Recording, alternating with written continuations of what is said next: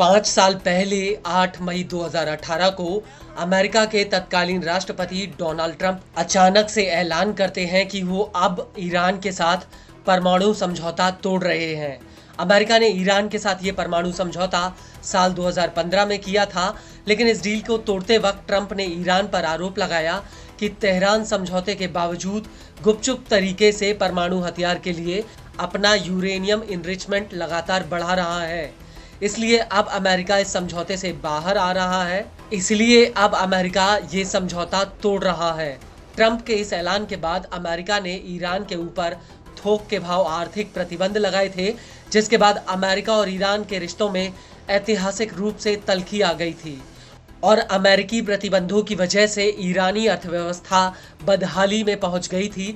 लेकिन ट्रंप के बाद बाइडन अमेरिका के राष्ट्रपति बने और बाइडन भी इस समझौते को दोबारा बहाल नहीं कर पाए। लेकिन एक बार फिर से व्हाइट हाउस में ट्रंप की वापसी हुई है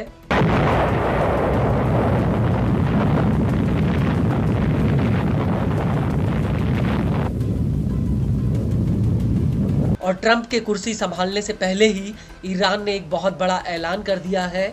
दरअसल ईरान ने कहा है कि वो परमाणु समझौते पर किसी के दबाव में नहीं आएगा, बल्कि वो अपनी मर्जी से इस मुद्दे पर समझौता करने के लिए तैयार है।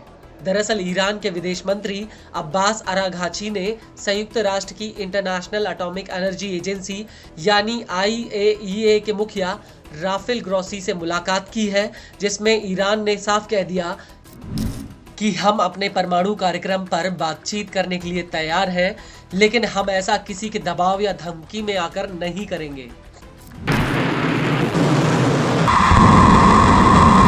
आपको बता दें कि अराघाची ने आगे कहा कि अब गेंद यूरोपीय यूनियन 3 यूरोपीय देशों के पाले में है।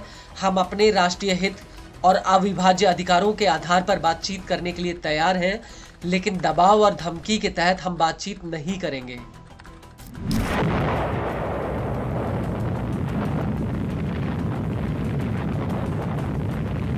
आपको बता दें कि ईरान का इशारा जर्मनी, फ्रांस और इंग्लैंड की तरफ है, जो IAEA में ईरान के खिलाफ कड़े प्रतिबंध लगाने के लिए एक प्रस्ताव लाने की तैयारी में है। वहीं दूसरी तरफ UN की संयुक्त राष्ट्र की परमाणु संस्था IAEA और ईरान के बीच संबंध लंबे वक्त से खराब चल रहे हैं, क्योंकि ईरान ने IAEA के अधिकारियों को अपने परमाणु ठिकानों का निरीक्षण करने के लिए अनुमति नहीं दी थी। वहीं परमाणु संस्था का कहना है कि ईरान की अघोषित जगहों पर यूरेनियम के अवशेष मिले हैं, जिसके बारे में ईरान को जवाब देना चाहिए। ईरान पर आरोप है कि वो IAEA के साथ कोई भी सहयोग नहीं कर रहा है।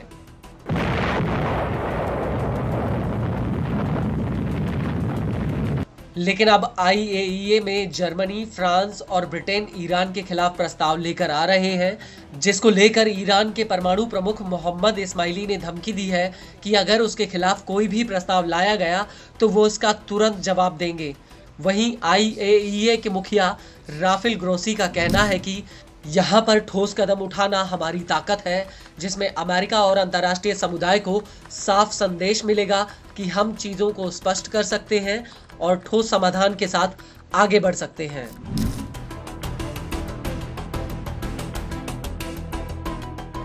इस सब के बीच आपको ये भी बता दें कि ईरान ने अपना यूरेनियम इनरिचमेंट 60% तक कर लिया है और उसे परमाणु हथियार बनाने के लिए सिर्फ 30% यानी 90% यूरेनियम इनरिचमेंट की जरूरत है।